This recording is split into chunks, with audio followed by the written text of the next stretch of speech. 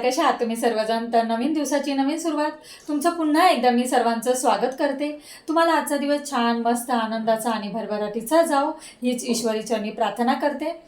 तर व्हिडिओला सुरुवात करण्याआधी नागपंचमीच्या सर्व माझ्या ताईंना आणि माझ्या मैत्रिणींना खूप खूप हार्दिक शुभेच्छा.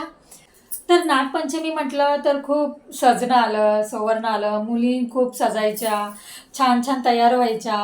आणि लहानपणी मला आठवते की आपण सगळे खेळ खेळायचो, पारंपरिक खेळ खेळायचो. मंगळागौर सुरू झाली आहे, मंगळवारी श्रावण महिन्यात मंगळागौर खेळल्या जातात. प्रत्येक ठिकाणी मंगळागौर खेळ होतो. आणि तसंच आता नागपंचमीला पण असे सगळ्या मैत्रिणी जमा होऊन, सगळ्या स्त्रिया बायका आपल्या जमा होऊन छान छान खेळ खेळतात, झिम्मा फुगडी खेळतात.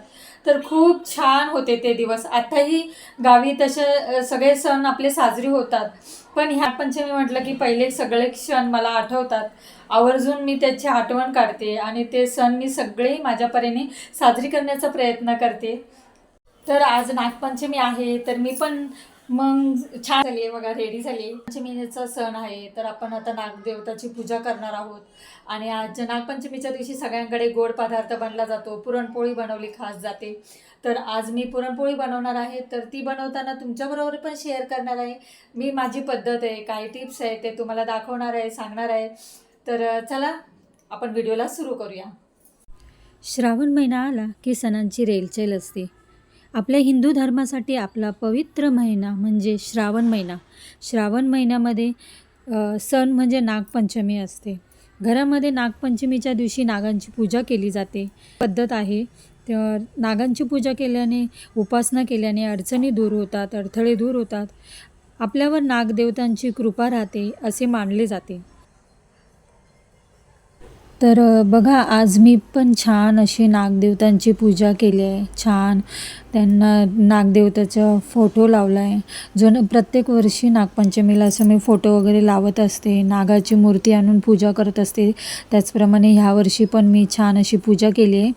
त्यांना लाह्याचा दुधाचा नैवेद्य दाखवला आहे. आणि जो पिवळा धागा आम्ही केला जातो तो नागदेवताला अर्पण करायचा आहे. तो धागा आमच्याकडे गळ्यामध्ये बांधला जातो. नागपंचमीच्या आदल्या दिवशी भावाला दीर्घ आयुष्य लाभावं त्यासाठी स्त्रिया उपवास करतात, म्हणजे बहिणी उपवास करतात आणि त्याचं फळ भावाला मिळतं आणि त्याचसोबत बहिणीला पण त्याचा लाभ होतो. तर अशी छान अशी म्हणजे नागदेवताची पूजा करून झाली. तर आपल्याला पोळ्या करायच्यात, त्यासाठी लागेल 1 वाटी चण्याची डाळ. 1 वाटी चण्याची डाळ असेल तर गूळ पण 1 वाटीच घ्यायचा आहे. 2 वाटी चण्याची डाळ घेतली तर 2 वाटीच गूळ घ्यायचा आहे. तर चला पहिलं आपण डाळ धुवून घेऊया. डाळ आपण दुसरं काही होईपर्यंत डाळ भिजत पण घालतात, पण आता मी डाळ डायरेक्ट शिजवते, धुवून घेते आणि शिजवते. धुवून घेऊया. छान अशी धुवून झाली डाळ. तर मी कुकरमध्ये लावते, कारण टोपामध्ये किंवा कशात शिजायला घातली तर भरपूर वेळ जातो. तर कुकरमध्ये आपली पटकन शिट्ट्यामध्ये होऊन जातात, 3-4 शिट्ट्यामध्ये. थोडीशी हळद टाकायची, तेल टाकायचं आहे थोडंसं. हळद नाही टाकली नंतर पुरणात पण टाकतात, किंवा आपण अशी डाळ शिजवताना पण थोडी हळद टाकली तरी चालते. डाळ शिजायला ठेवूया.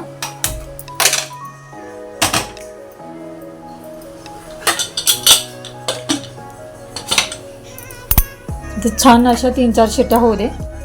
छान मऊसर अशी शिजते. आता आपल्याला पोळ्यासाठी पीठ मळायचं आहे. त्याच्यात मी गव्हाचं पीठ घेतले ताटामध्ये आणि थोडंसंच मैदा घेतला आहे. मैद्याच्या पण नुसत्या पोळ्या केल्या तरी छान होतात, पण मी गहू आणि थोडंसंच मैद्याचं पीठ घेते. हळद टाकायची आपल्याला त्याच्यामध्ये. पीठ मळताना हळद नक्कीच टाकायची, छान दिसतात दिसायला पण पोळ्या. आणि थोडंसं तेल टाकते मी मळायला आणि थोडं मीठ टाकलंय. आता मळून घेऊया छान.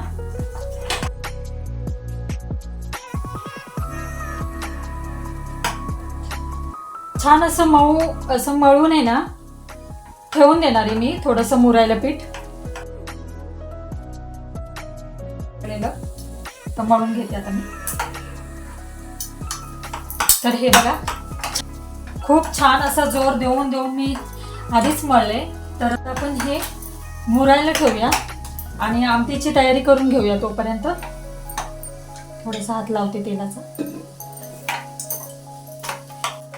आता हे मी बाउलमध्ये ठेवते या, आणि छान म्हणजे मुरेल.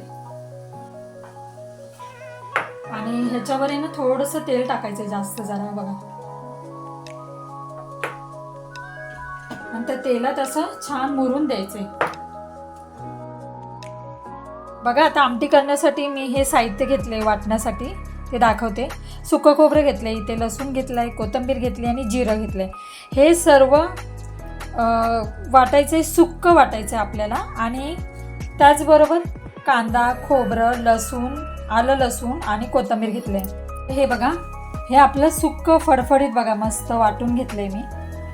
फक्त सुक्कं खोबरं, जास्त लसूण घेतलंय थोडा, आणि कोथिंबीर आणि जिरं एवढंच वाटायचं आहे. सुक्कं एकदम सुकणी घालू शकता, पण शक्यतो असं सुक्कंच वाटायचं आहे.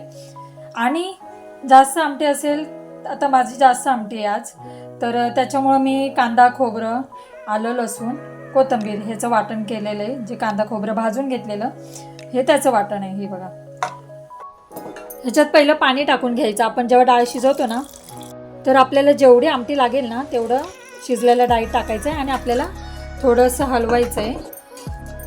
आणि हे बघा, आता आपण येळवणी काढून घेऊया.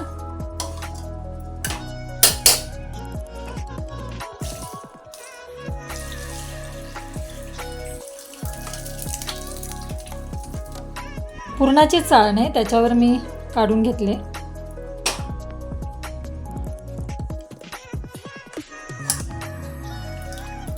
हे बघा,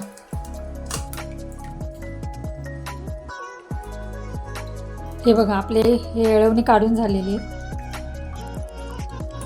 आता आपल्याला आहे ना हे थोडंसं काढून घ्यायची वाटलेली डाळ, इथे बाजूला ते आपल्या येळवणी टाकायचे. आता हे ना काढलेली डाळ ह्याच्यात टाकूया आपण.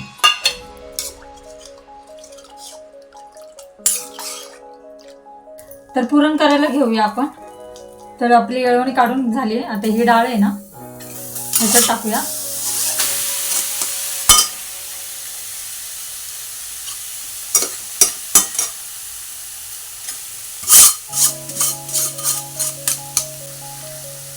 आता ह्याच्यातच आपल्याला 1 वाटी चण्याची डाळ असेल तर 1 वाटीच गूळ टाकायचा आहे.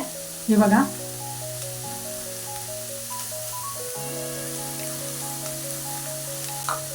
आणि आपल्याला नंतर वेलची सगळं टाकायचं आहे, सुंठ वगैरे पहिला हलवून घेऊया. कुठल्या पण गोड पदार्थाला आहे ना वेलची नंतर टाकायची असते, म्हणजे त्याचा स्वाद टिकून राहतो. तर अशी मस्त हलवून घेऊया. हे सुंठ टाकते.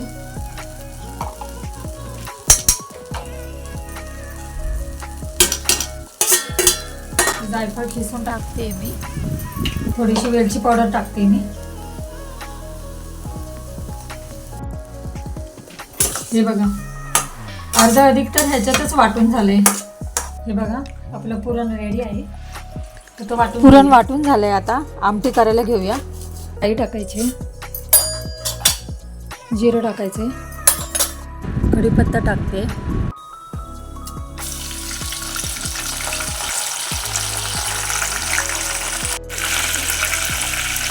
आता ह्याच्यात लसूण टाकायचं. छान आपण परतून घेऊया.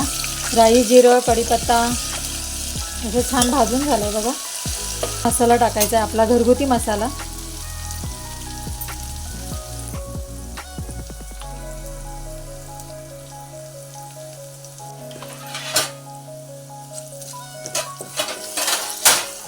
छान असं परतून घ्यायचं तेलामध्ये मसाला.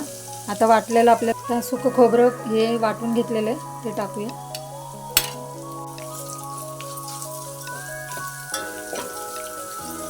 छान जरा थोडा वेळ बारीक गॅस करून छान परतायचं आहे, तेव्हाच आमटीला तवंग येतो. कांदा खोबऱ्याचा मसाला वाटण केलेला तो टाकूया. हे बघा, परतूनच घ्यायचं आहे 2 मिनटं. छान असा परतून झालाय मसाला. हे बघा, तेल सुटलंय साईडला. तर परतून झालंय, खूप छान वास येतोय त्या वाटणचा. हे जे येळवणी काढलेलं पाणी आहे ते आपल्याला वतायचं आहे त्याच्यामध्ये. तो ओतून घेऊया. त्याच्यात थोडंसं पाणी टाकते आणि आता आपण ह्याच्यात कड आल्यावर बारीक गॅस करूनच अर्धं झाकण ठेवायचं आहे. पहिलं त्याच्यात मीठ टाकून घेऊया. आता छान आमटीला असा कड आलाय, उकळी येते, तर आता आपल्याला झाकण ठेवायचं आहे. थोडंसं बारीक गॅस करून झाकण ठेवायचं आहे. फळं म्हटलं तर भजी करावीच लागतात. त्याच्या जोडीला भजी, पापड हे असलं तर छान वाटतं. आणि ते चण्याची डाळ, छिलक्यावाली उडदाची डाळ आणि मुगाची डाळ हे 3 ते मी भिजायला घातलं आहे. हिरवी मिरची, लसूण, जिरं हे वाटून घेतली आपल्याला भजीसाठी त्याचं वाटून तयार झालं हे बघा. तर आता आपण ह्याच्यामध्ये मिरची वाटलेली टाकून घेऊया.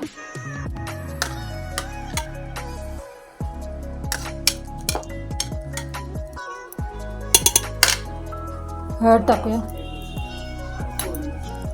थोडी कोथिंबीर टाकूया. जास्त कोथिंबीर टाकली.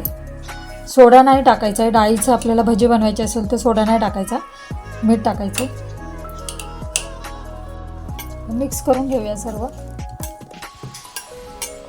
पण पीठ रेडी आहे सर्व मिक्स करून. ते टाकूया.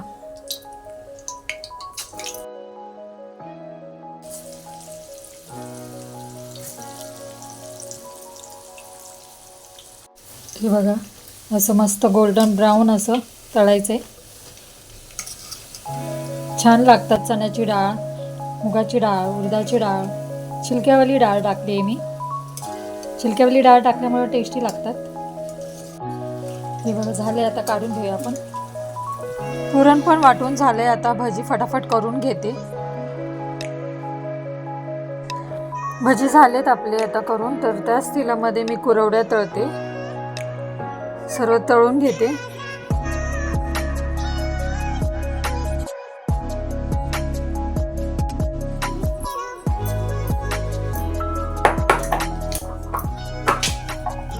चला तर पोळ्या करून घेऊया आपण. हे तेलामध्ये छान असं मुरलं आहे बघा पीठ.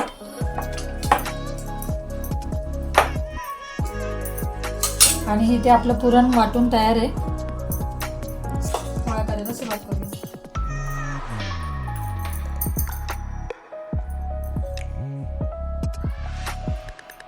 असं गोल वाटी करायची.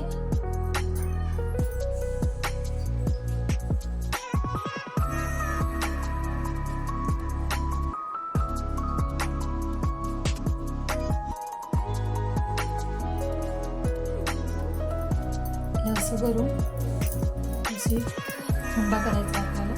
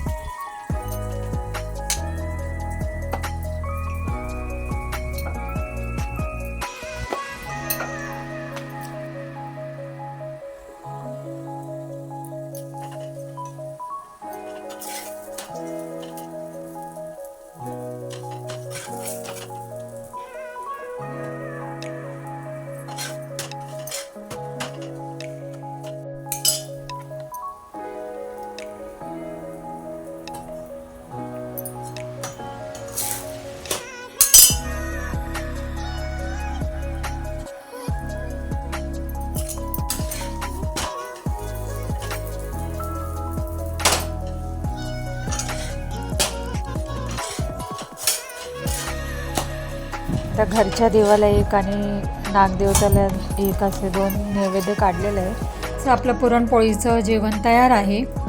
हे बघा, मस्त एक साईडला पोळी, आमटी, भजी, कुरवडी. पोळी म्हटल्यावर कुरवडी आलीच, भजी आली. छान अशी आपली प्लेट तयार आहे.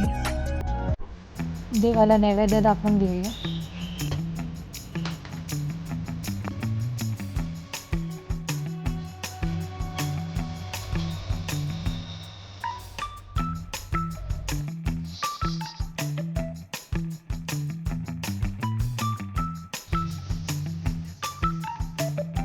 जय नाथ.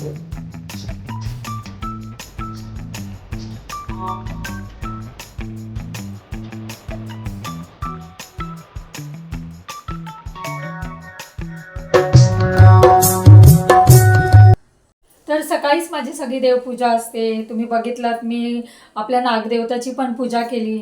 तर छान अशी पूजा केली, पुरणपोळीचा नैवेद्य केला, तुमच्याबरोबर पण तो शेअर केला. तर तुम्हाला माझी पूजा आणि माझ्या पुरणपोळ्या कशा वाटल्या मला नक्की कमेंटमध्ये सांगा. छान छान कमेंट्स करा प्लीज, की मला कळेल की मी कशी व्हिडिओ बनवते आणि छान छान माझा व्हिडिओ बनवण्याचा मी प्रयत्न करते. तर तुम्ही माझ्या व्हिडिओला लाईक करा, शेअर करा, सबस्क्राईब करा आणि चॅनलवर नवीन असाल तर सबस्क्राईब करायला विसरू नका. तर व्हिडिओचा मी इथेच एंड करते. तर पुन्हा भेटूया पुढच्या व्हिडिओमध्ये. तोपर्यंत खुश राहा, आनंदी राहा, काळजी घ्या. बाय.